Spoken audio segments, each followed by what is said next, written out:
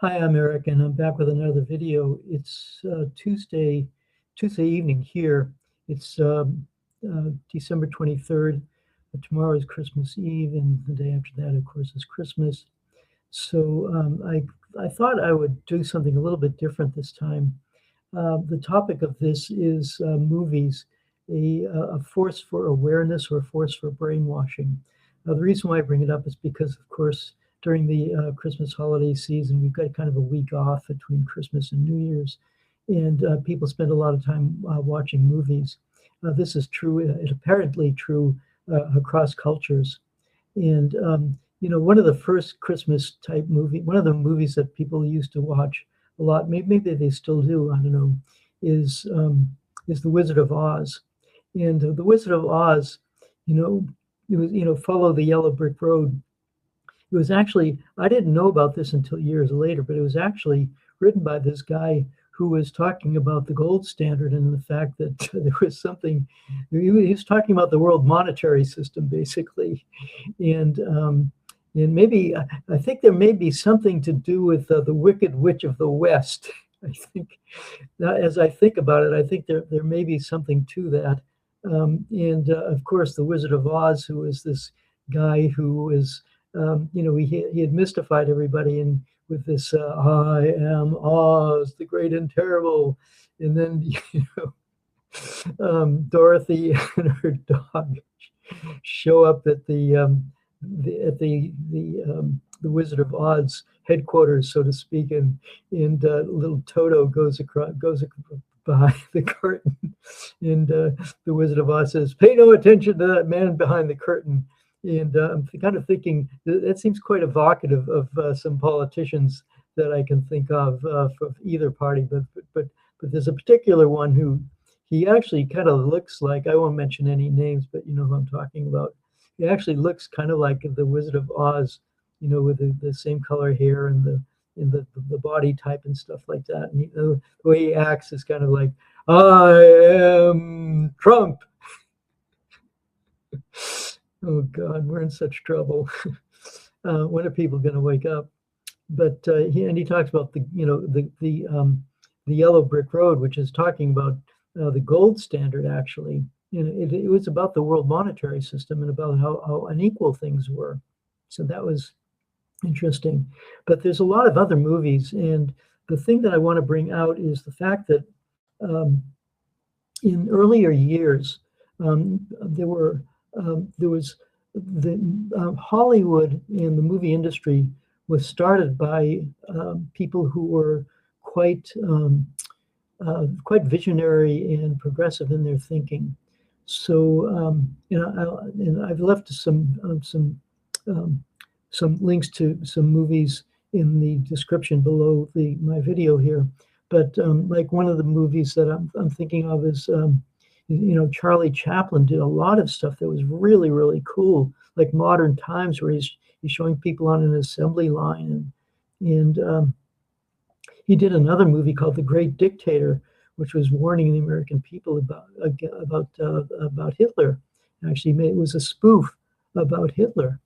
But there was other movies like The Grapes of Wrath, which were, talking about the serious inequality in the country and serious problems. And that was I think that was in the 1940s.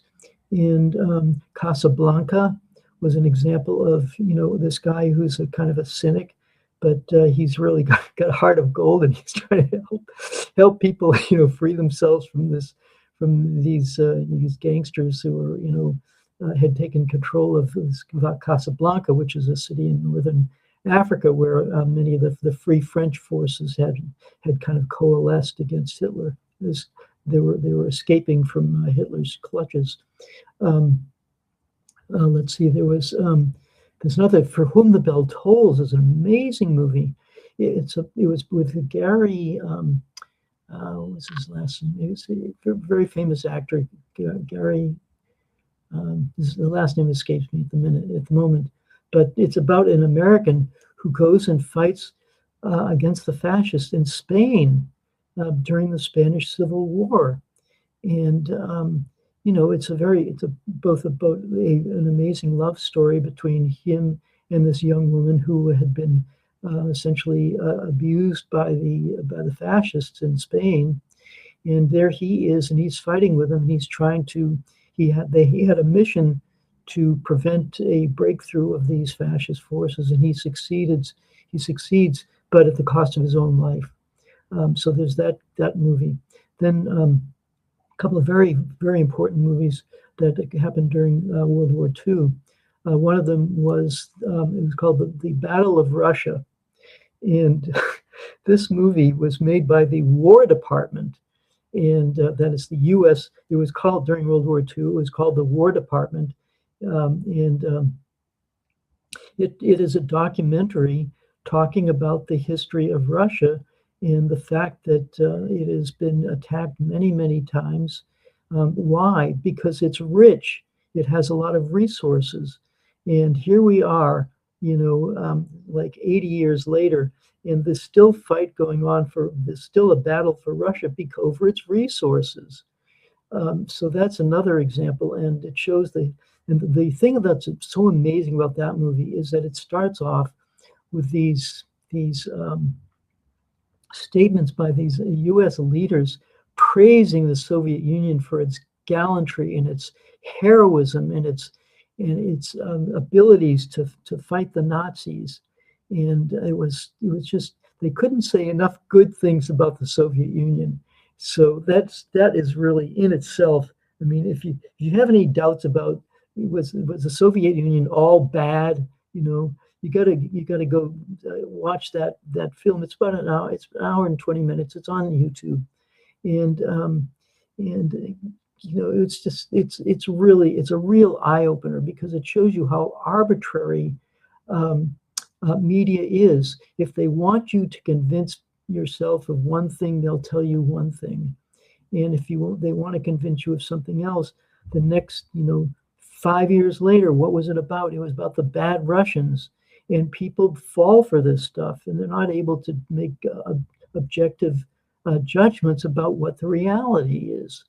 So I cite several movies that have to do with Russia in the article that follows. Another movie that was very, very, very interesting, and that was taken off of YouTube because it's just so embarrassing to U.S. policy, in my opinion. It's called Mission to Moscow. And in that movie, and it's based on an actual true story. So Franklin Delano Roosevelt has just become the president of the United States in 1930. He becomes president in 1934, I think it is. And he's hearing, and there's the Soviet Union has been cut off. It's been sanctioned essentially, and it was after the Soviet Union was created in 1917. It was invaded by the British and the United States and Japan and other countries because they couldn't stand the idea of a socialist country, gaining hold of what had been a royal empire. But of course, the Soviet Union, the people of the Soviet Union won against the collective West. That sounds kind of familiar, doesn't it? Anyway, so Franklin Delano Roosevelt decides that he needs to send a college classmate of his who is a trusted person to find out what exactly is going on there. And he chooses this guy named Joseph M. Davies, who was a lawyer and a Wall Street lawyer who has great respect for the capitalist system. And the movie starts off with a 5-minute introduction by Joseph M. Davies. And he says, I want to introduce this film because I want you to understand why I did it. He says, I wrote this book because I was asked by the President of the United States to give a first-hand report of what is going on in the Soviet Union. And he went there, I think it was in 1935 or 36, and he was given free rein to go wherever he wanted to in the country, interview whoever he wanted to. And finally, at the very end, he ends up meeting Stalin, and he seemed to have a decent meeting with Stalin.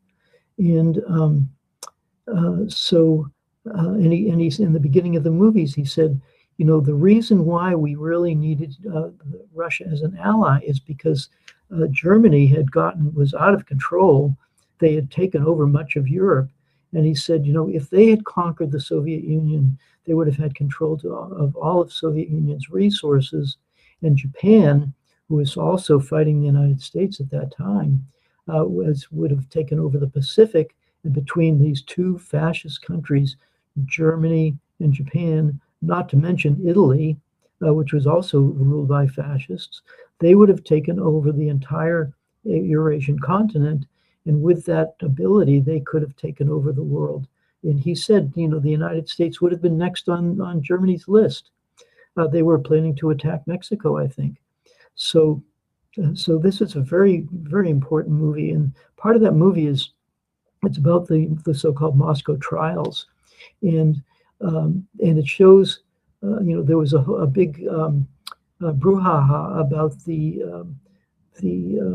inhumane and unjust treatment of people who were apparently opposed to the Soviet Union inside the Soviet Union, and a lot of people were sent to prison, and there was, there's possibility that there was torture being done and these kinds of things.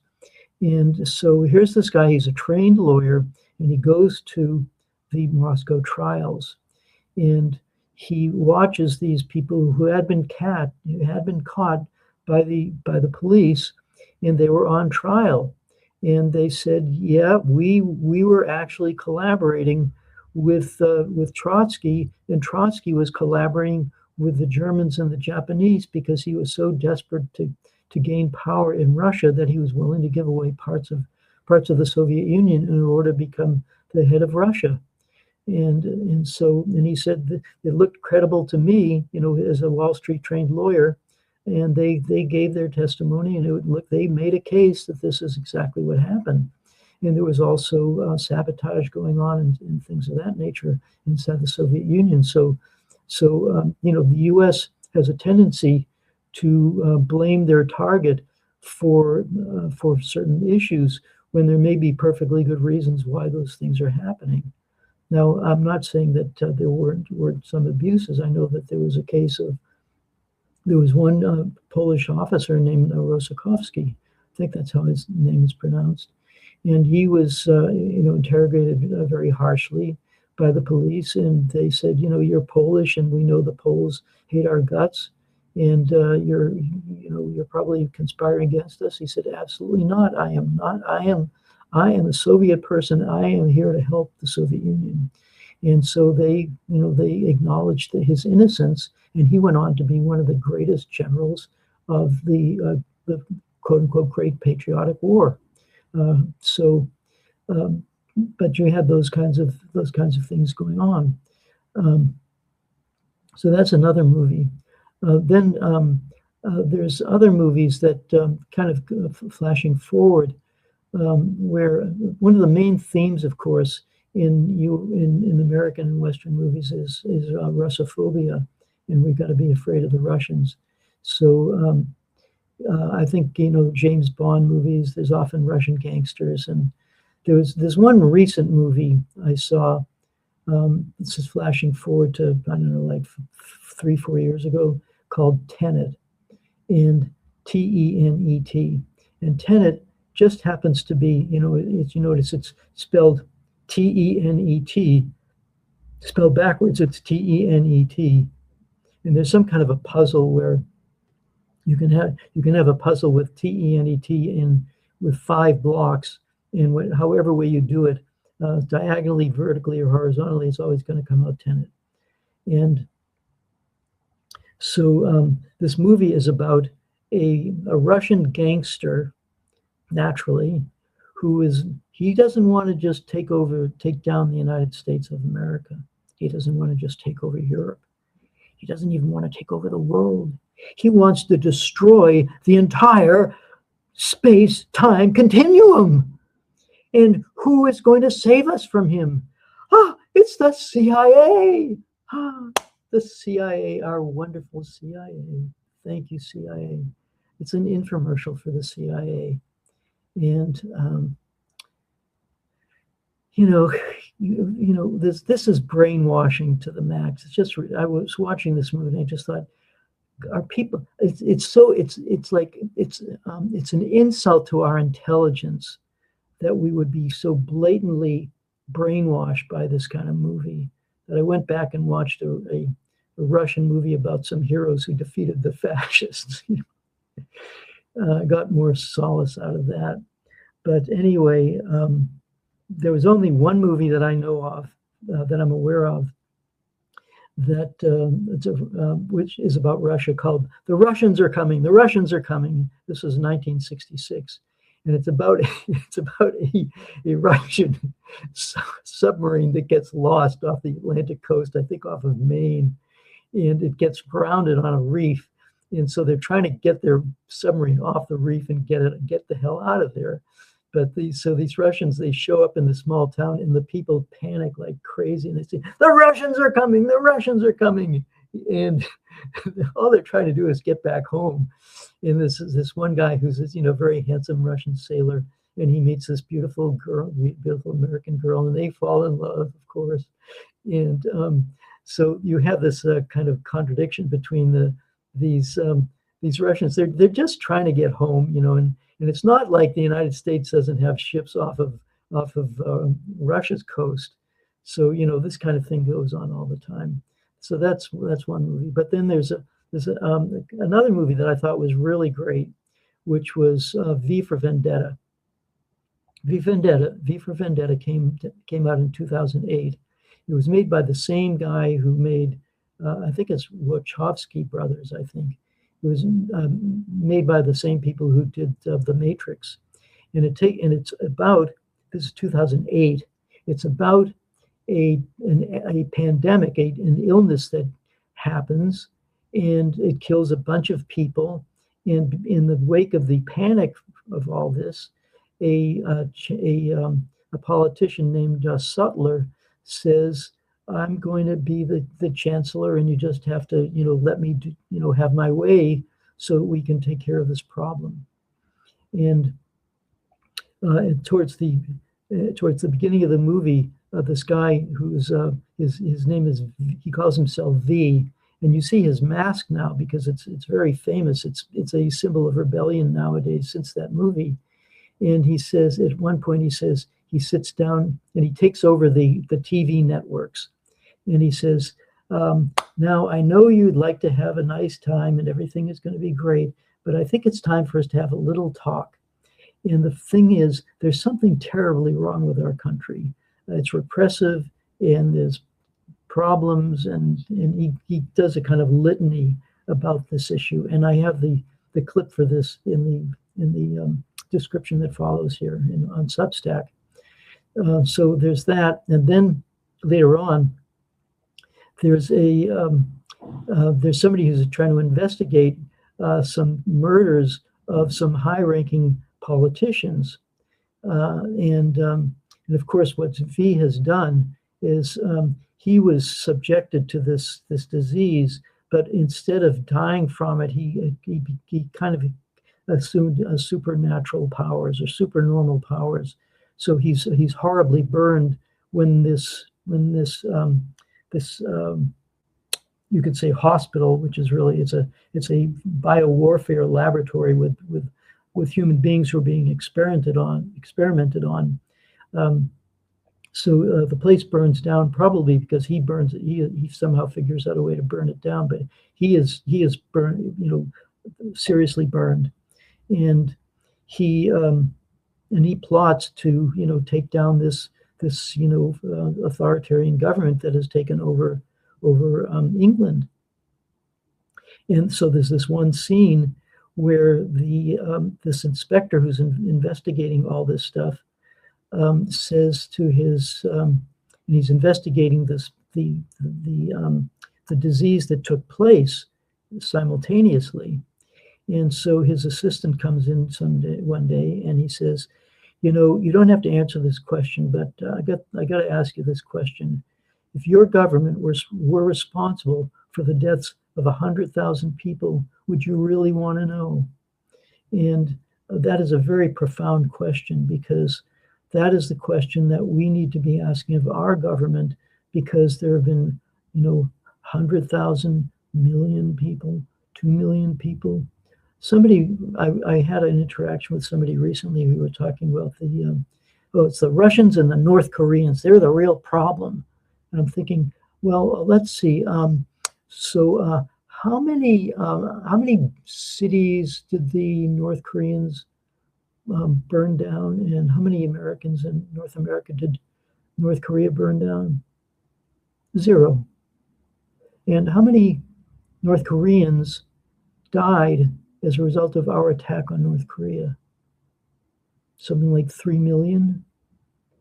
20% or more of the population was killed by the bombings, as according to a U.S. Air Force general who was basically bragging about it. I think it's Curtis LeMay bragging about it. There was hardly a building standing.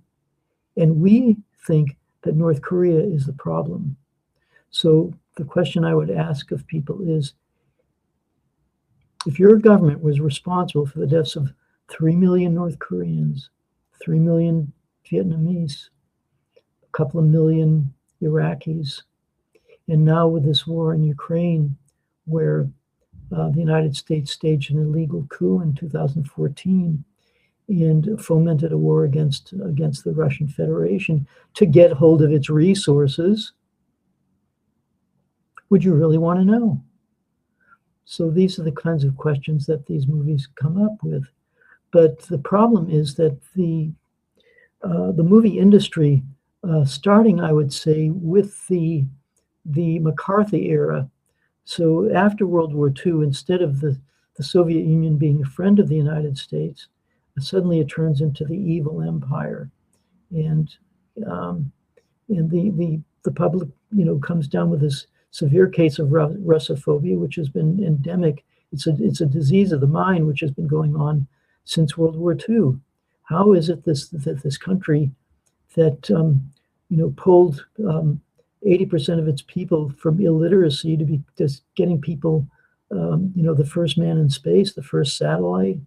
They lost 27 million people during World War II because of the Nazis, and they're not just Germany, but many of their allied countries, European countries, who are now part of NATO, by the way, many of them part of NATO. What is with all that? So these are the kinds of questions we need to ask. But you see, with the McCarthy era, they suppressed that, and they just demonized communism, they demonized socialism, they demonized Russia, they demonized China, and the rest is history. The result has been that the film industry has been, to a large degree, taken over. Now, as I go on in this article that I write, I cite a clip from George Lucas, who was the creator of the Star Wars movies, and he said that he stopped making movies, Hollywood movies, because they wouldn't allow him artistic freedom. He said, I'm going to say something here, you're not going to believe it, you got to see what he has. He said, Soviet filmmakers had more artistic freedom than American filmmakers have now, because the Soviet filmmakers, they're not supposed to criticize the government, although there were, subtle criticisms in some movies. It wasn't like blatant, but there was some subtle criticism. But in making fun of the Soviet Union, I know that I've seen several Soviet era movies where they're making fun of bureaucracy and foolishness of government. But hey, what's our government runs perfectly efficiently, and nobody's got any problems, right? So it's only those communists who have the problem. It's not us capitalists. We don't have any problems with our the way our government is run, do we? But it's always the other guy's fault, according to the U.S. narrative. But he said the Soviet Union, their people, their filmmakers actually had more artistic freedom.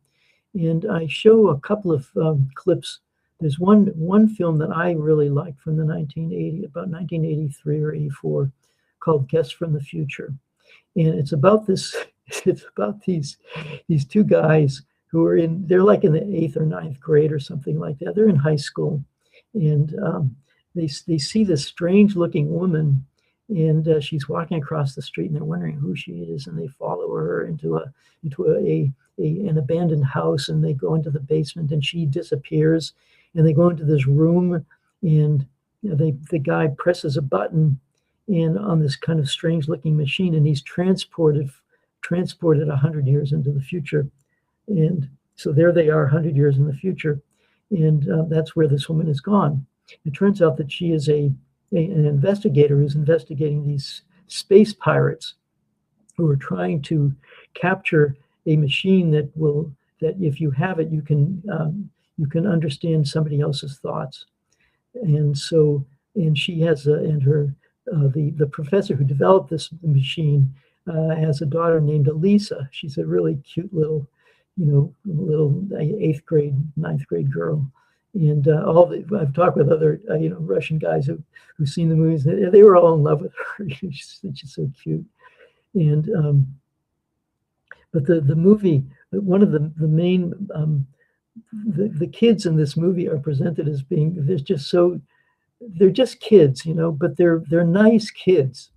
And there's a theme song for the movie called it's called Guest from the Future, and it's kind of an entreaty towards being kind and honest and sincere.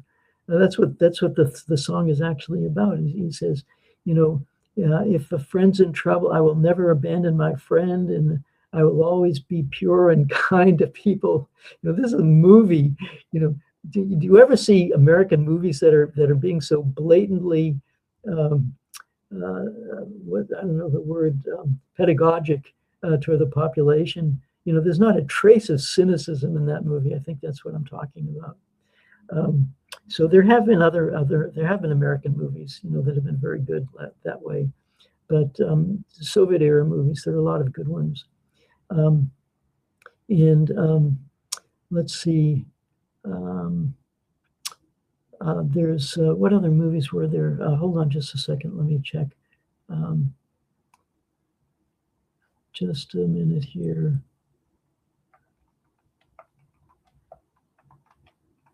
Oh yeah, there's movies. I have a couple of clips from Network, and there's one clip where this guy named Howard Beale, and Howard Beale is a network, like a TV show host, and he gets fired because he's considered to be old and boring. So he says, "Well, the hell with it. I got 2 more weeks. I might as well say what I really want to say." And he says, everybody knows things are bad. The air's no good, the food's no good. You got to get angry, and don't just write letters to your congressman. I want you to go to your windows right now and yell, "I'm as mad as hell, and I'm not going to take it anymore." Go on, I tell you, go out there, say it. "I'm as mad as hell, and I'm not going to take it anymore." And then in about 5 minutes, the windows in the street are all opening up, and everybody's yelling, "I'm as mad as hell, and I'm not going to take it anymore." Well, the CEO of this corporation, takes him, and he says, "Look, the world is not nations, it's not people, it's corporations. We run everything. We're doing it for your own good, so shut up and do what we tell you to do." It's basically what he says. So there's 2 clips, one of the CEO, and then one of them is with his "You've got to get mad." And that's pretty cool. And then let's see, what is the couple of, then there's Newsroom, where this guy is asked to say, "Why is America so great?" And fortunately, for some reason, the moderator says, be level with us, will you? And finally, this guy says, "Well, the truth of the matter is America is not the greatest. We don't rank so well in the healthcare. We don't rank so well in education. And, America used to be a great country, but it's not a great country anymore." And, there are kind of opinions based on if you're African American, you may not think that America has been such a great place for you, or a Native American if there's of the 10% who are left after we kill them all, or killed most of them, if America was great ever. But people have this idea of this golden age, and I would say during like the 1950s, after World War II, where unions had quite strong support among the population. There was a lot of union workers, and I have a personal friend. She's a little older than me. She worked for the Communication Workers of America, and her husband worked for AT&T. And they had a decent life. They bought a nice house. They raised a kid. They had they had good health care. They had a pension, and so the previous, we're talking about 70 years ago, when the U.S. still had a significant industrial base and a significant union base. Things were a lot better, but they're not now, because the system has been taken over essentially by oligarchs like that guy who's in Network. So that's another movie that's really interesting. And let's see if there's another one. Let me check here. Oh yeah, I talk about the Russians are coming, and the Soviet movies. Then I show there's a couple of other movies, because this is Christmas week. One movie that you might want to watch. It's on YouTube. It's a 1967 production of War and Peace. Now, War and Peace it's like a 1,000-page long novel by Leo Tolstoy, who was one of the greatest authors ever, and he was like a really deep thinker and really all-around good person.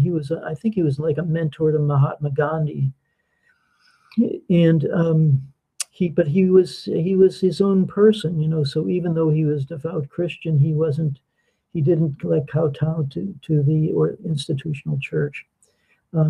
But he did this book called War and Peace, and the Soviet Union made a 4-part series of it, starring one of the great Soviet actors at the time, and it's like Roger Ebert says this is the epic film of all time. So if Roger Ebert thinks it's a good movie, then it's probably a good movie. You might want to watch it. And there's a number of other movies. There's like Anna Karenina, which is a great Soviet era movie. They did a lot of really great movies. Let's see. Let me just check one more thing here. Hold on a second.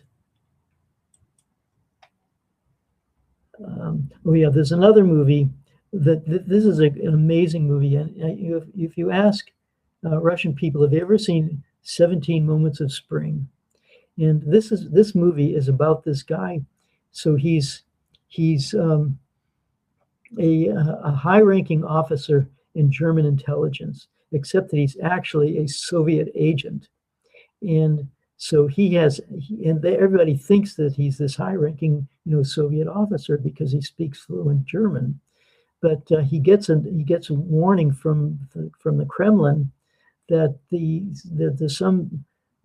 Nazis are negotiating with some Americans to create a separate peace between the West and the Nazis in order to then turn against the Soviet Union, which there were actual plans for this. And so this movie, it shows scenes of Allen Dulles, future head of the CIA, negotiating with this General Wolf, who is an SS officer, plotting to make a separate peace. And so the hero of the story, this Russian spy, he recruits some people to go and figure out what's going on. And sure enough, they are able to determine that, in fact, Allen Dulles was plotting behind the back of Franklin Delano Roosevelt to conspire with the Nazis. And at one point in the movie, one of his aides says, "Sir, doesn't this constitute treason for you to be doing this without the permission of the United States?" And Alan Dulles says, "After it's done, it's not going to matter." So this is Alan Dulles, and the character that they have in the movie looks just like Alan Dulles. It's really amazing. So, but you can say, "Oh, Eric, those Soviet, they're lying. They're just lying." And then you find out, if you do a little research, you find out something called Operation Sunrise, and you find out that yes, Alan Dulles actually was conspiring with this General Wolf, and I include a clip from a newspaper article. I think it's from the Washington Post. Let's see what it says here. It says. Alan Dulles under the harsh light of history, Operation Sunrise, the secret surrender. And this is from the, and guess where this is posted? It's posted at the CIA reading room. So I keep telling you guys, if you want to know about the real history of the United States, you got to go to the CIA reading room, because that's where, now, I won't say all the bodies are buried there, but they tell you a lot of stuff that's kind of like declassified stuff. And so the CIA is saying, now, maybe the CIA, they're just Putin puppets, but I think that they're probably telling the truth, and the Soviet Union was telling the truth about what was really going on. Why is it that I never heard in my high school years that the CIA director was a traitor to the President of the United States, and he never got prosecuted for it? It's amazing. There's another movie that I refer to called Dead Season, and in that movie, there's an introduction by this guy, and he says, "No, I admit I'm a KGB officer, and I usually don't talk about these things in these movies, but I think that this is important to discuss, and the fact is that there are biological and chemical weapons that are being created in labs in the West with the intention of killing lots of people." And one of them is called Fort Detrick, and another one is called Porton in England, and another one is someplace in Canada. And lo and behold, the anthrax attacks that went right after 9/11, and also that had been associated with there was the Fort Detrick was shut down, at least for a time, shortly after the outbreak of COVID, and there's research that indicates that Fort Detrick actually was where they were developing these kinds of biological warfare agents. So, and this is a movie, the 1968, they're talking about this stuff. It's amazing. Why weren't we taught about this in 1968, about what our government was doing? It's those dirty Ruskies who are telling you this stuff. Terrible. But anyway, so the reason why I bring all this stuff up is because movies can be a great source of social uplift if they're done right. If there are good people, there are honest people who are trying to do the right thing and bring these kinds of issues to our attention. But of course, as I point out, we are in a war of consciousness where the people who actually run the society, the big wealthy business owners, or the real owners, as George Carlin says, they don't want us to know that, and so they dumb us down with movies like Idiocracy, and who knows what they're putting out now. I have friends in China, and they watch, and young people in Thailand, they're watching these cartoon movies about it's so banal, and it's really a pity that the consciousness of the people is being stolen from them, essentially. So that's basically what I have to say in this video, and I wasn't exactly sure how I would go through it, but it's going a little bit longer than I anticipated, but I hope I've at least entertained you with some histrionics and some information that might be useful to you. So I'll just finish by saying that remember that you can support my channel by making a donation through PayPal or Buy Me a Coffee, or you can subscribe to my channel on Substack, and you can also you can buy one of my information billboard T-shirts. And since I am, um, since it's the holiday season, I thought I would do, a nice T-shirt like this. It says, be kind, try it today. So you can buy a T-shirt that says "Be kind, try it today," and hopefully you will. I hope that I have raised your consciousness a little bit. I hope you have a happy holiday. I will be taking tomorrow off and having a Christmas dinner with some friends of mine, fellow meditators actually, and then I'll see how it goes. I've got I've got two other, at least one other interview that I'll be doing later on this week, and but I'll be doing more videos. And thanks again for your support. Please be sure to like and share this video if you think there's something useful to it, because my goal here is not to become a millionaire like Tucker Carlson. My goal is to uplift the consciousness of the people so that we can find a way through these dark times, one of the first things we have to do is admit we are in dark times. So thanks again for listening, and I will talk to you soon.